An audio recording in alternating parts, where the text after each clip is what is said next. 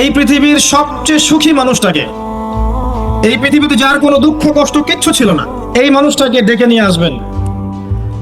ডেকে নিয়ে এসে জাহান্নামে ঢুকাবেন এক মুহূর্ত সময়ের জন্য, ধরেন 1 সেকেন্ড বা 1 ন্যানো সেকেন্ড। এরপরে বের করে নিয়ে আসবেন, নিয়ে এসে বলবেন পৃথিবীতে কি সুখে ছিলে? সেই ব্যক্তি বলবে সুখ কি জিনিস হে আল্লাহ আমি জানি না। আমি কি বুঝাতে পারছি ভাই? সুখ কি জিনিস আমি জানি না। আর আল্লাহ রাব্বুল আলামিন এই পৃথিবীর সবচাইতে কষ্টে থাকা মানুষটাকে ডেকে নিয়ে আসবেন, এনে জান্নাতে ঢুকাবেন, ঢুকে এক মুহূর্ত সময় রাখবেন, বের করে নিয়ে আসবেন। বলবেন পৃথিবীতে কষ্টে ছিলে? সেই বান্দা বলবে কষ্ট কি জিনিস আল্লাহ আমি জানি না। এটাই সেই আয়াতের ব্যাখ্যা বলা যায়। আল্লাহ পাক বলেছেন কুল্লু নাফসিন যায়িকাতুল মাউত, প্রত্যেকটা নফস বা আত্মা মৃত্যুর স্বাদ গ্রহণ করবে। ফাইন্নামা তুওয়াফাউনা উজুরাকুম ইয়াওমাল কিয়ামাহ, কিয়ামতের মাঠে তোমাদের পূর্ণ প্রতিদান দেয়া হবে। ওই দিন ওই উদখিলাল জান্নাহ ফাকাদ ফাজ, সেদিন যাকে আল্লাহ পাক জাহান্নাম থেকে বাঁচাবেন, জান্নাতে প্রবেশ করাবেন, একমাত্র সে ব্যক্তি সফল, আর কেউ সফল না। এই একটা হচ্ছে দ্য ডেফিনেশন অফ সাকসেস, যার পিছনে আমরা ছুটছি। আমরা সাফল্যের পিছনে ছুটি না। সফল হতে হবে, নিজের পায়ে দাঁড়াতে হবে, টাকা পয়সা করতে হবে, বাড়ি গাড়ি করতে হবে, ব্যাংক ব্যালেন্স করতে হবে, জমি জমা করতে হবে, একটা সুন্দরী গার্লফ্রেন্ড চাই, একটা স্ত্রী চাই, তাই না? আমরা সাফল্যের পিছনে ছুটতে চাই, আর আমাদেরকে বস্তুবাদী দর্শন শেখায় এগুলোই সাফল্যের মানদণ্ড। তা আল্লাহ পাক এখানে বলছেন যাকে জাহান্নাম থেকে বাঁচানো হবে আর জান্নাতে প্রবেশ করানো হবে, এই ব্যক্তি ছাড়া কেউ সফল না।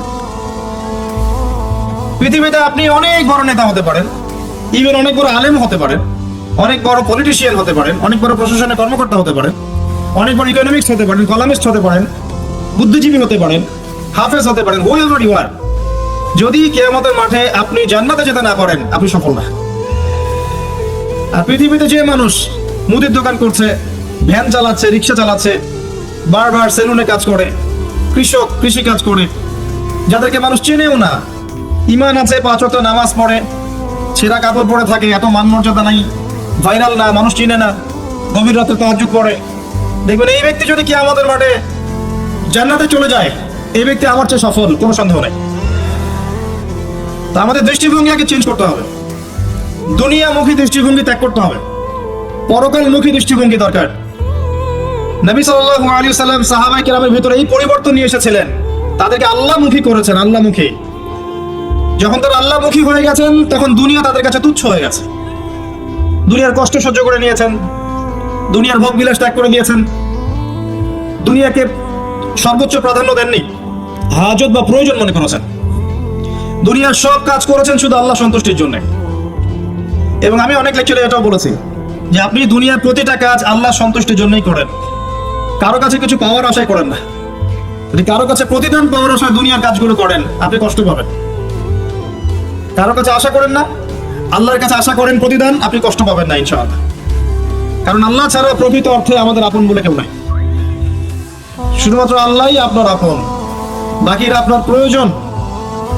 মানুষ মানুষকে ভালোবাসতে পারে না, মানুষ মানুষের অবস্থানকে ভালোবাসে। এটা আপনারা হারে হারে ফিল করবেন যত দিন যাবে। যেমন যুলকারনাইন যাচ্ছিলেন পূর্ব দিকে, যেতে যেতে একটা কওমকে দেখলেন যে কওমের সূর্যের আলো থেকে বাঁচার মতো প্রযুক্তি জানা ছিল না, এতই মানবেতর জীবনযাপন করত। আল্লাহ পাক এই কওম সম্পর্কে বললেন কাযালিক, এরা এমনই ছিল। একটা শব্দ দিয়ে কওমের পুরো হিস্ট্রি বলা শেষ। এই কাযালিকা শব্দ দিয়ে আপনি তাফসীর দেখতে পারেন এই কওম সম্পর্কে কত কি বলা হয়েছে। সেই আল্লাহ রাব্বুল আলামিন সূরাতুর রহমানের মধ্যে একই আয়াত 31 বার রিপিট করলেন বা 32 বার রিপিট করলেন। ফাবিআইয়ি আলাই রাব্বিকুমা তুকাযিবান, মানে কি, কারণটা কি? কারণ এই সূরার মধ্যে এমন কিছু আছে যেটা আল্লাহ পাক চাচ্ছেন আমরা বেশি বেশি করে বুঝি। তোমরা আল্লাহর কোন কোন নিয়ামতকে অস্বীকার করবে। আল্লাহ রাব্বুল আলামিন আমাদেরকে কৃতজ্ঞ হতে বলছেন এই সূরার মধ্যে। আমরা যদি আল্লাহর নিয়ামত চতুর্দিকে দেখি, তাহলে গুণে শেষ করতে পারবো না। আল্লাহ পাক বারবার স্মরণ করাচ্ছেন তোমরা আল্লাহর কোন কোন নিয়ামতকে অস্বীকার করবে। আদম আলাইহিস সালামকে আল্লাহ পাক ডাকবেন, ডেকে বলবেন তোমার সন্তানদের মধ্য থেকে জাহান্নামীদেরকে আলাদা করে দাও। আদম আলাইহিস সালাম বলবেন হে আল্লাহ কতজনকে আলাদা করে দেব? আল্লাহ রাব্বুল আলামিন বলবেন প্রতি 1000-এ 999 জনকে জাহান্নামের জন্য আলাদা করে দাও। বলেন ইন্না লিল্লাহ ওয়া ইন্না ইলাইহি রাজিউন। প্রতি হাজারে 999 জনকে জাহান্নামের জন্য আলাদা করে দাও। আপনি গাণিতিকভাবে এটাকে ব্যাখ্যা করতে যায়েন না, এখানে বোঝানো হচ্ছে মেজরিটি, অর্থাৎ বেশিরভাগ মানুষ জাহান্নামে যাচ্ছে, কোনো সন্দেহ নাই। হ্যাঁ, এটা ঠিক, জাহান্নামে যাওয়ার পরে কবিরা গুনাহগার যে ব্যক্তিরা আছে তাদের জন্য নবী সাল্লাল্লাহু আলাইহি ওয়াসাল্লাম সুপারিশ করবেন, এবং যার অন্তরে সরিষা দানা পরিমাণ ঈমান ছিল, মন থেকে লা ইলাহা ইল্লাল্লাহ সাক্ষ্য দিয়েছে, একদিন না একদিন সে জান্নাতে যাবে ইনশাআল্লাহ। কিন্তু আমরা কি চাইবো জাহান্নামের শাস্তি ভোগ করে জান্নাতে যেতে? জাহান্নাম কি, এটা একটা হাদিস দিয়ে বুঝাচ্ছি। নবী সাল্লাল্লাহু আলাইহি ওয়াসাল্লাম বলেছেন, আদম আলাইহিস সালামকে ডেকে আনা হবে, বলা হবে তোমার সন্তানদের মধ্য থেকে জাহান্নামীদেরকে আলাদা করে দাও। আল্লাহ পাক বলবেন প্রতি হাজারে 999 জনকে আলাদা করে দাও, একজন জান্নাতে যাচ্ছে প্রতি হাজারে। কিন্তু listen to me very carefully, কিন্তু আল্লাহ পাক সূরা নিসা একটা কথা বলেছেন, ইন্নাল্লাহা লা ইয়াগফিরু আন ইউশরাকা বিহি ওয়া ইয়াগফিরু মা দুনা যালিকা লিমান ইয়াশা। আল্লাহ রাব্বুল আলামিন তার সাথে শিরকের গুনাহ ছাড়া অন্য যে কোনো গুনাহ যাকে ইচ্ছা মাফ করতে পারে। যে কোনো গুনাহ আল্লাহ পাক মাফ করতে পারেন শিরকের গুনাহ ছাড়া। আরেকটা গুনাহ আল্লাহ পাক ক্ষমা করবেন না, সেটা হচ্ছে বান্দার হক। বান্দার সাথে সম্পৃক্ত, কারো টাকা চুরি করেছেন, কারো জমি আত্মসাৎ করেছেন, কাউকে গালি দিয়েছেন, কারো প্রতি জুলুম করেছেন, কাউকে অন্যায়ভাবে মেরেছেন, ছিনতাই করেছেন, ইত্যাদি ইত্যাদি, যেটা অন্যের হকের সাথে সম্পৃক্ত। ধর্ষণ করেছেন, মানুষের সম্মানহানি করেছেন, কাউকে নিষ্পাপ কাউকে বিতর্কিত করেছেন, ইত্যাদি। এই যে মানুষের সাথে জড়িত হক, এটা আল্লাহর কাছে মাফ নেওয়া যাবে না। কাবা ঘরের গেলাফ ধরে কানলেও কোনো লাভ নাই, ওই বান্দার কাছে গিয়ে ক্ষমা নিতে হবে। ভাই আমি আপনাকে গালি দিয়েছি, মাফ করে দেন। ভাই আমি তোমার টাকা চুরি করেছিলাম, এই নাও ফেরত নাও। বোন তোমার সম্পত্তি আমি দেই নাই, নিয়ে নাও। প্রতিবেশী তোমার জমি আমি নিয়েছি, নিয়ে নাও। এটা দুনিয়াতে করতে হবে। অন্যথায় পরকালে দেখবেন যে মানুষের সাথে জড়িত হকের জন্য মানুষটা দাঁড়িয়ে আছে। একজন ব্যক্তি উঠেছে, নামাজ রোজা হজ জাকাত সব নেকি নিয়ে উঠেছে, ওঠার পরে দেখছে সামনে অনেক মানুষ দাঁড়িয়ে আছে। কি জন্য দাঁড়িয়ে আছে? কারো টাকা নিয়ে শোধ করে নাই, কাউকে গালি দিয়েছে, কারো প্রতি জুলুম করেছে, কারো প্রতি অন্যায় করেছে, এরা দাঁড়িয়ে আছে, হক চাচ্ছে। তখন কিভাবে শোধ করবে? আল্লাহ পাক বলবেন তোমার নেকি ওদেরকে দিয়ে দাও। তখন শেয়ারিটের মাধ্যমে নেকি চলে যাবে।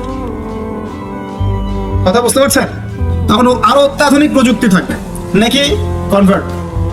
আর নেকি দিতে দিতে যদি নেকি শেষ হয়ে যায়, তখন ওই ব্যক্তিদের গুনাহ তার আমলনামায় চলে আসবে। তারপর ওই ব্যক্তিরা জান্নাতে যাবে, এই ব্যক্তি জাহান্নামে যাবে। অতএব দুনিয়াতে মানুষের সাথে জড়িত কোনো হক রাখেন না। আল্লাহ পাক বলছেন শিরকের গুনাহ ছাড়া আল্লাহ যে কোনো গুনাহ মাফ করতে পারেন, আর এই যে কুফরি এবং মানুষের সাথে জড়িত হক আল্লাহ মাফ করবেন না। এখন আল্লাহ যদি শিরকের গুনাহ ছাড়া সব গুনাহ মাফ করতে পারেন, আর আল্লাহ পাক তো ওয়াদা করেছেন নবী সাল্লাল্লাহু আলাইহি ওয়াসাল্লামকে মেরাজের রাতে, যে তোমার উম্মতের যে কোনো ব্যক্তি যদি শিরক না করে আমার সামনে হাজির হয়, আমি তাকে মাফ করে দেব।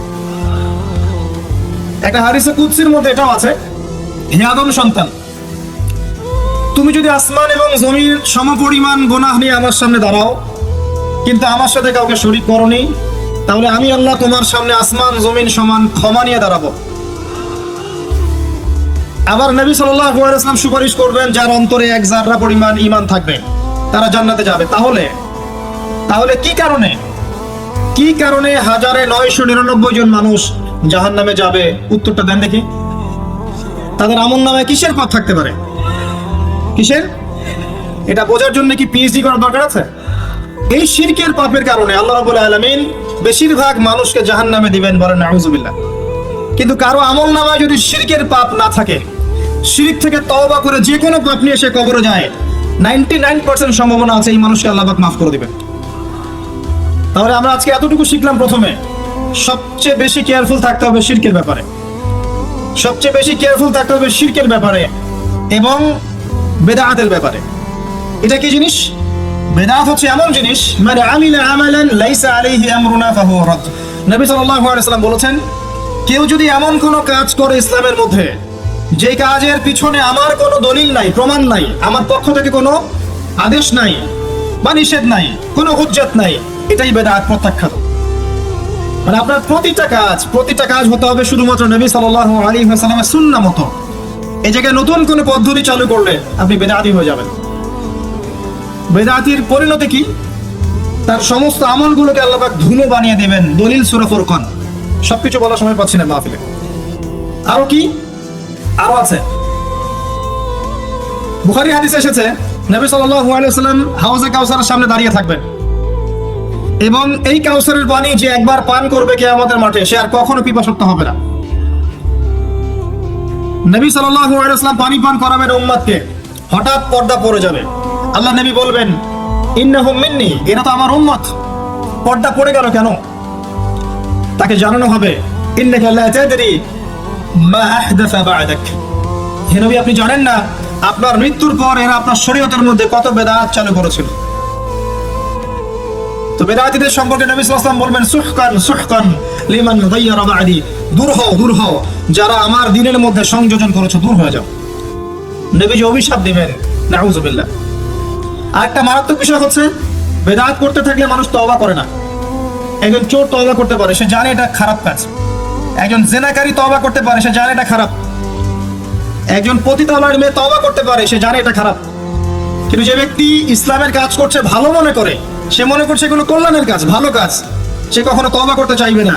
এই কারণে বেদাতি শেষ পর্যন্ত তওবা করে না।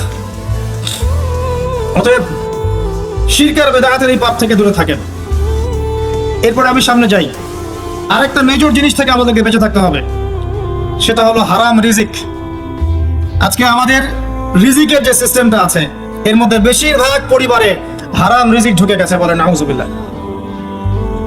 কেউ সরাসরি হারাম, কেউ ঘুরিয়ে ফিরিয়ে হারাম। সবচেয়ে বড় মারাত্মক যে হারামটা ঢুকেছে তার নাম হচ্ছে রিবা বা সুদ। ম্যাক্সিমাম আমরা সুদখোর। আমার কিসের দাড়ি টুপি এগুলো দেখার প্রয়োজন নাই, আমি নিজেও সুদখোর। কিভাবে? প্রত্যক্ষভাবে না হলে পরোক্ষভাবে। মনে করেন আমি একটা ফ্ল্যাটে ভাড়া থাকি, ফ্ল্যাটের মালিক আমার ভাড়ার টাকা দিয়ে তার ব্যাংকে লোন শোধ করে, পরোক্ষভাবে আমি সুদের সাথে সম্পৃক্ত আছি। আপনি বাঁচতে পারবেন না। এই জামানা সম্পর্কে নবী সাল্লাল্লাহু আলাইহি ওয়াসাল্লাম বলেছেন এমন একটা জামানা আসবে যেই জামানায় মানুষ সুদ থেকে বেঁচে থাকতে পারবে না। যে বেঁচে থাকার চেষ্টা করবে তার গায়েও সুদের ছিটা ফোটা গিয়ে লাগবে, কোনো সন্দেহ নেই, এটা সেই জামানা। টপ টু বটম সব জায়গায় সুদ। আর জানি না এই আয়াতগুলো কোরআনে আছে কি না আদৌ, বা এগুলো মানুষকে শোনানো হয় কি না আদৌ। তা আমি আমার জায়গা থেকে চেষ্টা করছি। আল্লাহ পাক কোরআনে বলেছেন, কে বলেছেন?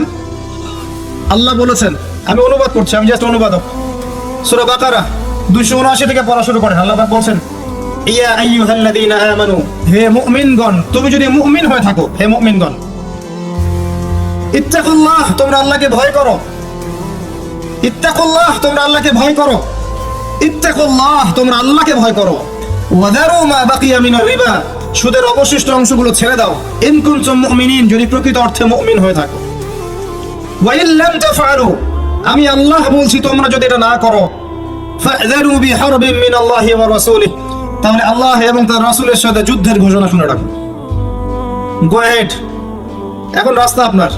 আমি অনুবাদ করে শুনিয়ে দিয়েছি, আপনার কান পর্যন্ত পৌঁছে গেছে।